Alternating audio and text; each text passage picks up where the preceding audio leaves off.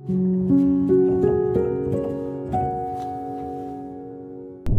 halo semuanya, lo semua lagi dengerin gue, Giri Ardian. Hari ini gue ngobrolnya gak sendirian. Gue sama seseorang yang bukunya nangkring di rak buku gue, tapi belum ada tanda tangannya. Ini juga ketemunya gak langsung, jadi mungkin one day gue baru bisa pamerin ke kalian kalau gue punya tanda tangan beliau ini. Cuman tadi udah ngobrol di YouTube-nya Mas Aji. Kau udah ngeliat kan kalian di thumbnailnya juga. Udah ngobrol di YouTube-nya Mas Aji, udah ada di YouTube gue juga. Kalau misalnya kalian pengen tahu ngobrolin apa, jangan lupa mampir ke YouTube, karena di YouTube gue ngomongin soal bagaimana berdamai dengan diri sendiri. Dan di YouTube-nya Mas Aji gue cerita-cerita sedikit soal masa lalu di belakang kayak gimana gitu. Belum pernah ada di manapun. Biasanya kalau misalnya ditanya, Ger mau cerita lu dari awal sampai sekarang dong, gue biasanya menolak guys, karena kayak aduh ngapain ya ngebahas gue zaman dulu gitu, kayak gak ada yang menarik. Tapi begitu Mas Aji yang nanya, saya bersedia. Karena rasanya kayak konseling. Mas Aji, selamat datang di Spotify saya. Terima kasih udah mengundang saya di Spotify yang katanya cukup banyak ini pendengarnya ini ya. Semoga. Jadi ya, saya Mas. merasa tersanjung. Waduh. Hari ini di Spotify, karena udah ngebahas soal bagaimana berdamai dengan diri sendiri. Bahasannya saya rasa bisa diteruskan untuk ngebahas emang sebenarnya sadar diri yang baik itu kayak gimana. Kalau bahasa anak zaman sekarang kan kita tuh harus punya self awareness yang baik gitu. Self awareness. Kayak padahal menurut saya sadar diri itu nggak sekadar kayak kita bilang kayak, oh lu udah sadar diri lu dengan baik apa belum? Udah, gue sadar, nggak gitu dong. Ya kan Mas? Kayak sadar itu nggak cuma sedefinisi kita melek terus kita bisa ngeliat dunia gitu. Sadar yang beneran sadar gitu, di aware-nya itu tuh beneran lebih dalam daripada itu. Menurut Mas Aji sendiri, definisinya self awareness itu apa Mas? Saya tertarik dengan apa yang disampaikan Mas Giri tadi terkait dengan sadar yang apa istilahnya, sadar yang beneran sadar. Ya beneran sadar sama sadar yang memang sifatnya ringan gitu. Di permukaan sadar ini kan dilawankan dengan pingsan. Saya nggak pingsan kok, berarti saya sadar gitu. Saya bisa ngelihat kok, saya bisa ngeh. Ini itu berarti saya sadar kok. Ya itu mungkin sadar di permukaan. Tapi kalau kita mau belajar lebih mendalam lagi tentang kesadaran yang benar-benar sadar, ini nggak apa-apa ya kalau saya ngomongin, nggak tahu ya, semoga nggak berat ya. Gimana tuh Mas? Jadi pikiran kita itu ada dua fungsi secara sederhana. Yang pertama adalah think, berpikir. Yang kedua adalah aware. Selama ini kita terlatih, kita belajar, dididik lebih ke think, berpikir.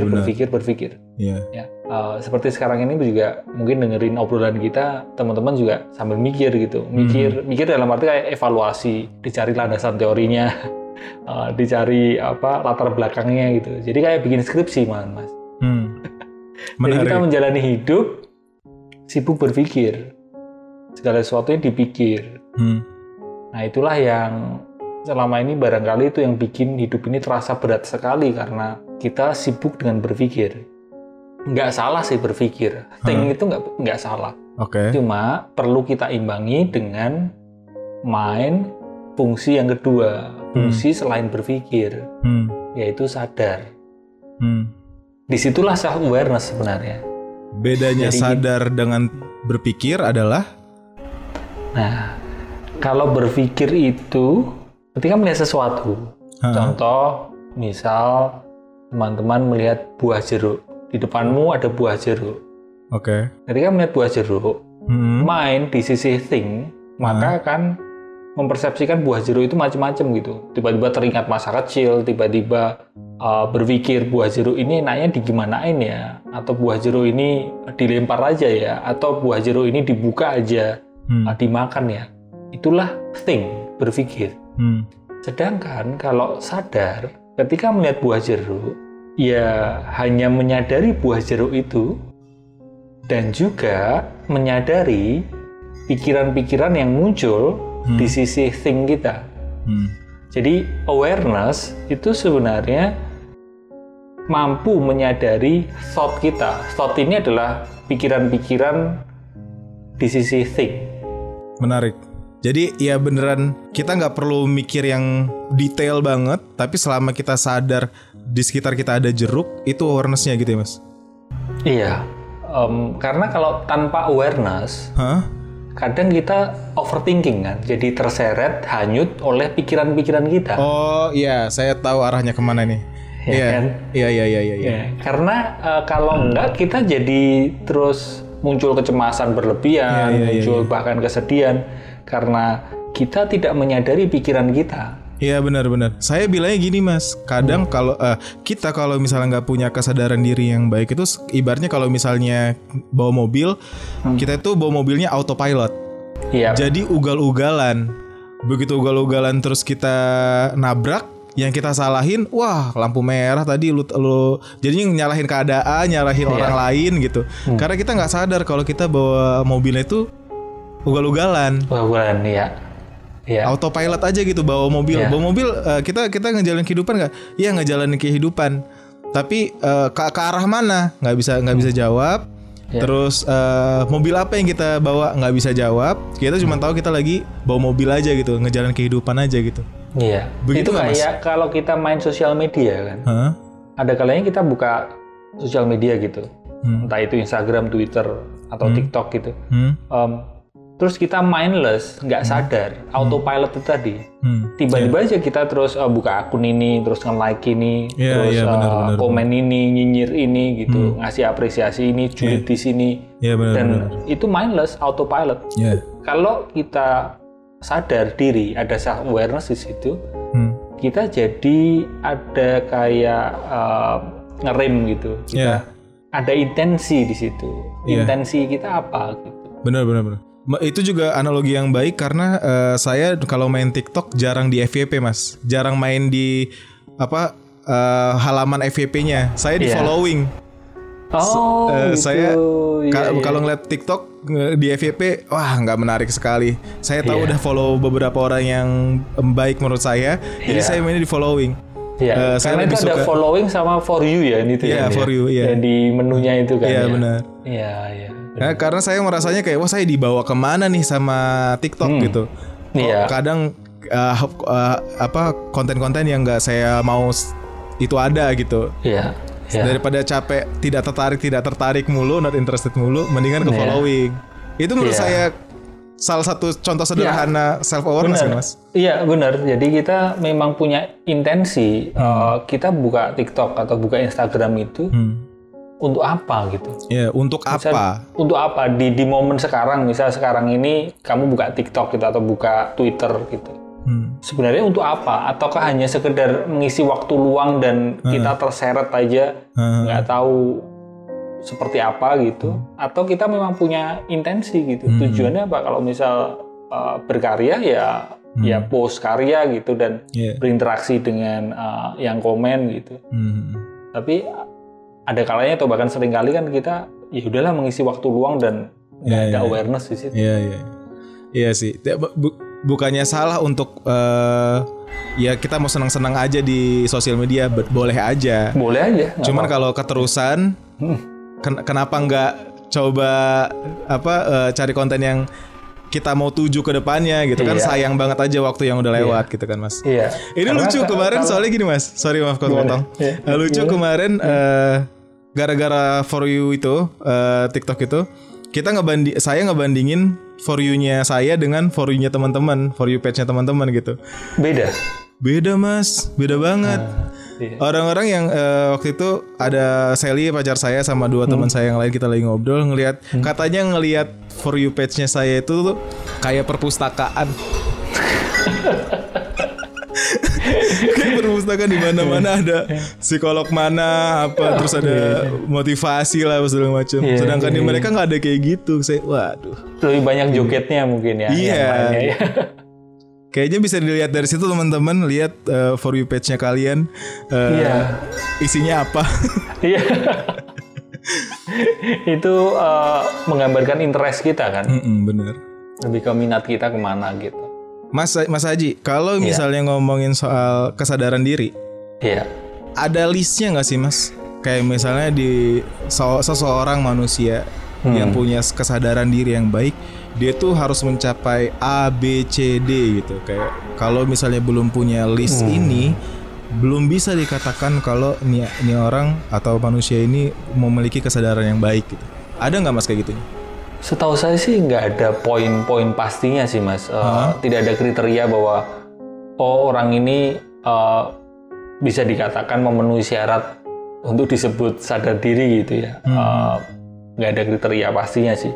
Karena sebenarnya kesadaran ini ada di diri kita, selalu ada di diri kita. Oke. Hanya saking baiknya si kesadaran diri ini, dia seolah-olah memberikan kekuasaannya itu ke pikiran gitu, ke think, berpikir gitu. Oke. Jadi kesadaran selalu ada, cuma kita jarang sekali menyadari kesadaran itu. Nah, rumit kan? Saya pernah dengar ini. Kesadaran itu. Saya pernah dengar ini Mas. Istilahnya deep listening. Iya. Karena kalau di bahasa Indonesiain itu tuh mendengarkan yang benar-benar mendengarkan. Wah susah sekali kan. Kayak soalnya di bahasa Inggris mudah tuh hearing atau listening kan. Iya. Kalau hearing kan kita nggak benar-benar nyimak gitu apa yang terjadi kan. Tapi kalau listening kita benar-benar menyimak apa yang sedang kita dengarkan gitu. Nah, deep listening menurut saya baik sekali dilakukan ke diri kita sendiri juga. Iya. Mendengarkan kita itu maunya apa, kita itu sedang ngapain. Nah, dari sudut pandangnya Mas Haji, hal itu masuk akalnya dilakukannya dengan cara kayak gimana Mas? Nah, menarik ini kalau bicara soal deep listening ya. Ini bisa menjadi salah satu latihan self-awareness atau mungkin sekarang ini yang sering diomongin soal mindfulness ya. Oke. Mindful listening ya. Oke. Ini sama dengan deep listening. Oke. Ketika kita mendengar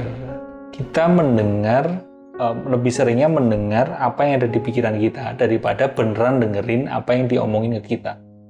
Contoh ketika kamu dengerin temanmu ngomong, kamu dengerin, pikiran akan sibuk biasanya ya. Salah satunya adalah sibuk mikirin jawaban dari apa yang dikatakan temanmu.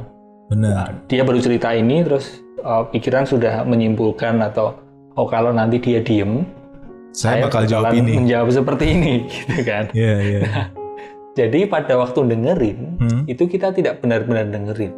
Benar. Karena kita sibuk menyiapkan jawaban ya pada waktu dengerin. Mindful listening atau deep listening bisa dikatakan sebuah seni.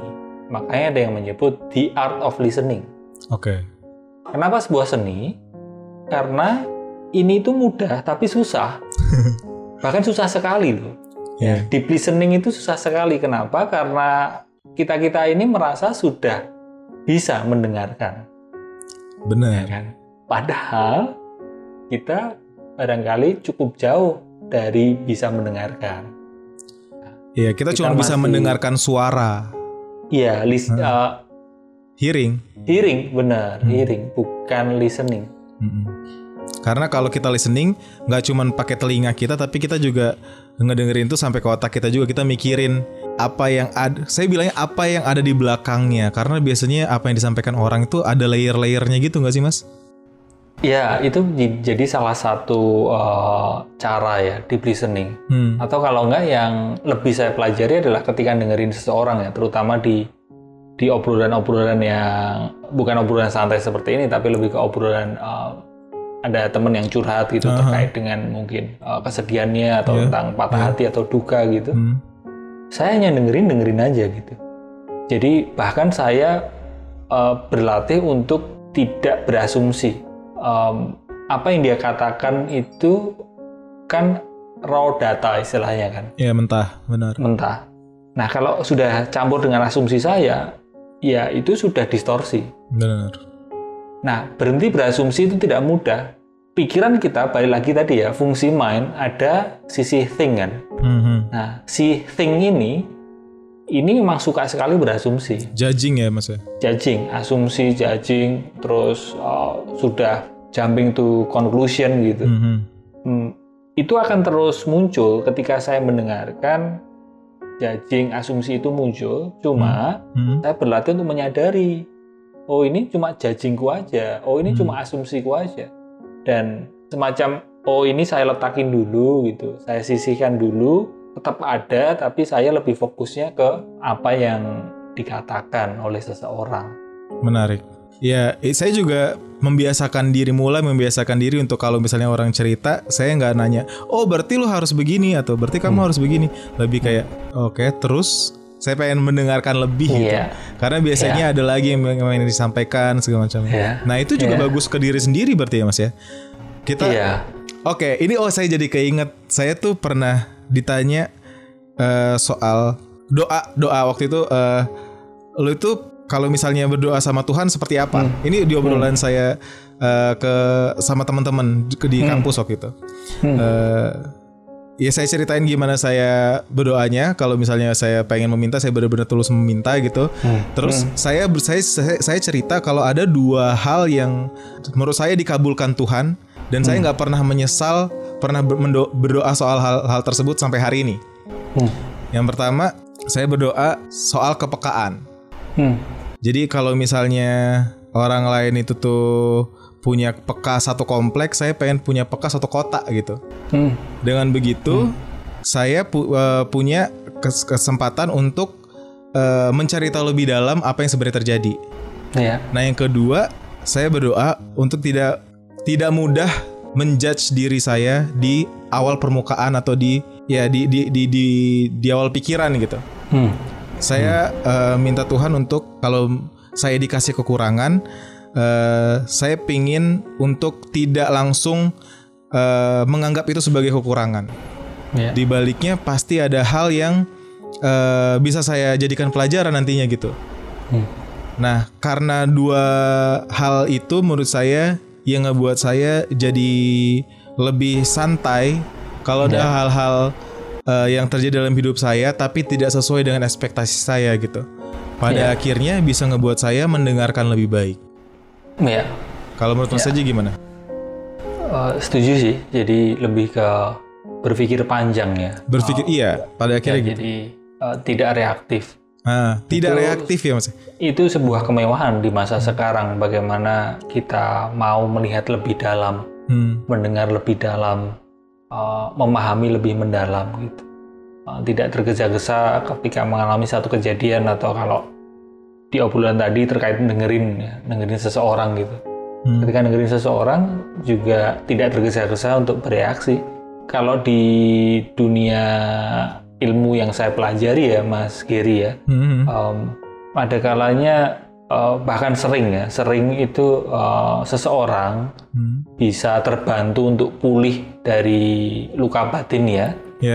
Itu ketika kita mampu beneran dengerin gitu. Dengerin aja tanpa nasihat, tanpa petuah. Kita kayak menjadi gelas kosong gitu. Kalau di yang saya pelajari, pendekatannya adalah pendekatan dengan tidak menggunakan pendekatan. Pendekatan dengan tidak menggunakan pendekatan, yaitu ketika dengerin, letakkan semua ilmu yang saya punya, letakin semua teknik yang saya punya, sebagai manusia seapa adanya, yang dengerin aja gitu.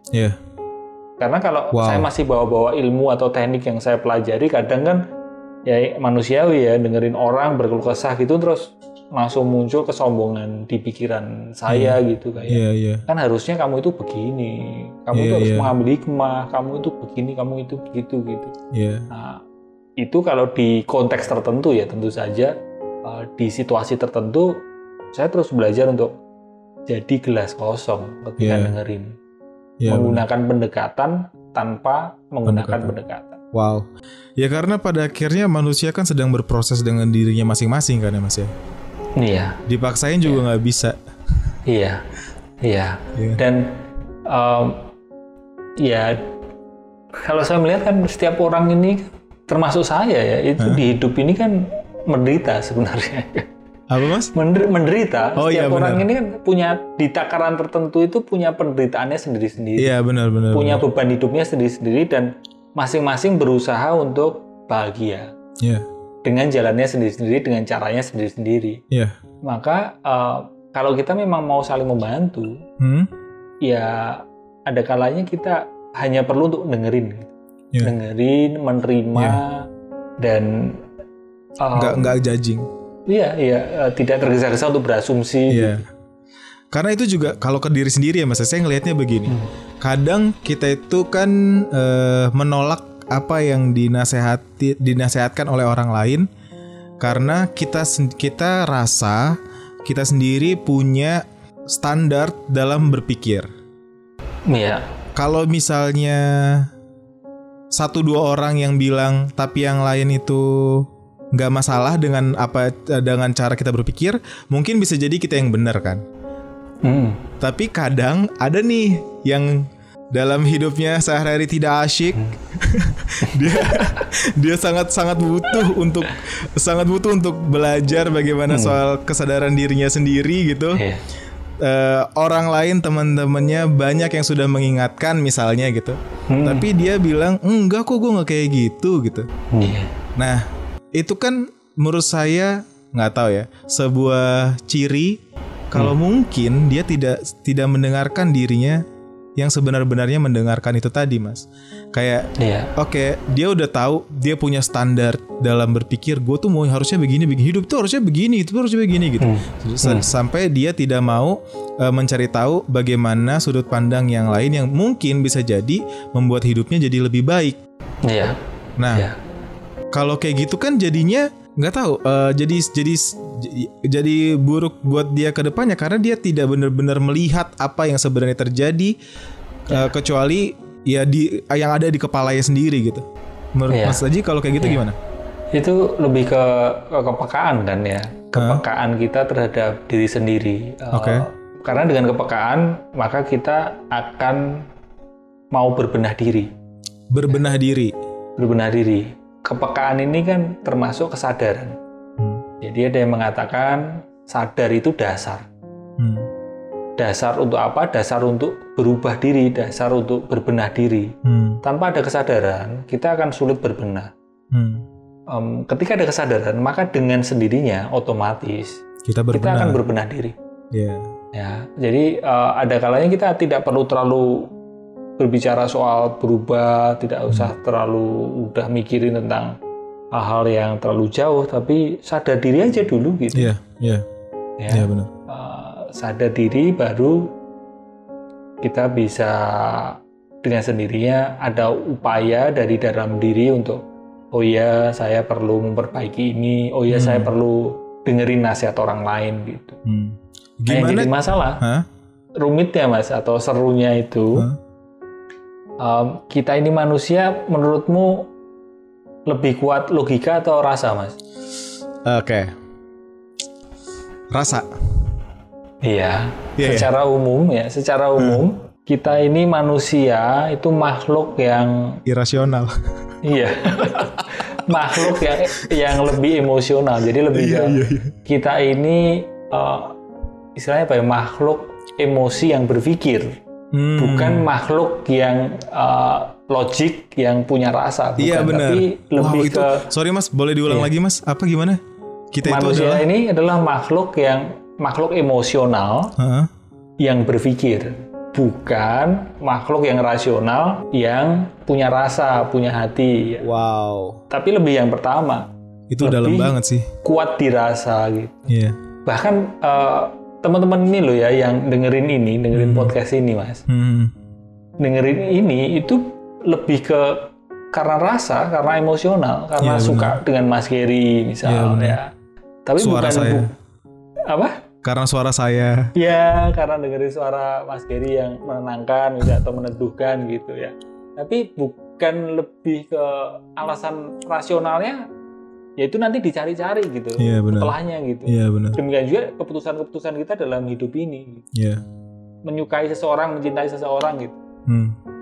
Ya cinta karena rasa gitu. Setelah nanti bertahun-tahun gitu, baru dicari-cari alasan rasionalnya seperti apa. Kebayang. Begitulah manusia ini. Kadang kita perlu menertawakan diri sendiri. Iya. Nggak usah masalah relasi lah, masalah buka online shop, beli sesuatu aja. Beli sesuatu itu lebih didorong oleh emosional kita. Iya benar, itu benar banget sih Mas. Iya. Kalau barangnya udah dateng, itu baru nanti dipikir secara rasional ya. Alasan-alasan yang mendukung rasional kita gitu. Saya kesentil situ Mas. Kadang saya beli barang ini buat apa saya beli? Ya begitulah pada manusia ini. Iya.